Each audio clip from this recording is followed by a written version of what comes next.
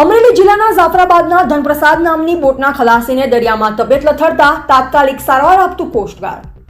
જાફરાબાદથી દૂર દરિયામાં 37 nautical mile દૂર ધનપ્રસાદ નામની બોટના ખલાસીને શરીર જકડાઈ જતા તાત્કાલિક સારવારની જરૂર પડતા બોટના અન્ય ખલાસી દ્વારા જાફરાબાદના ખારવા સમાજના બોટ એસોસિએશનના પ્રમુખ કનૈયાલાલ સોલંકીનો સંપર્ક કરતા પ્રમુખ દ્વારા તાત્કાલિક કોસ્ટગાર્ડને જાણ કરી અને ખલાસીને સારવાર મળી રહે તૈયાર થઈ ઇન્ડિયન કોસ્ટગાર્ડની બોટ મોકલવામાં આવી અને ઇન્ડિયન કોસ્ટગાર્ડ દ્વારા ખલાસીને તાત્કાલિક કિનારે લાવી હોસ્પિટલે સારવાર અર્થે ખસેડવામાં આવ્યો।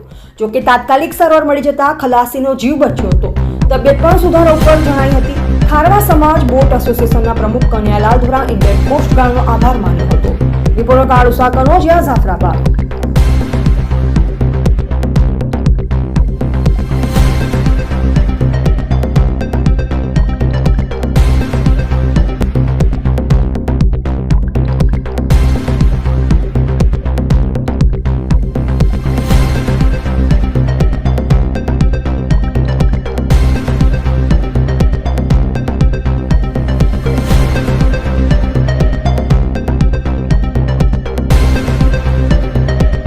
જે દરિયાની અંદર 37 નોટિકલ માઇલ દૂર ધનપ્રસાદ નામની બોટ જે મંગાભાઈ ડીસાભાઈ બામણિયાની માલિકીની, તેમાં એક ખલાસી હરેશભાઈ લીમાભાઈ બારિયાને આખું શરીર જકડાઈ ગઈ અને મોઢામાંથી ફીણ કાઢતા મને જાણ કરવામાં આવી।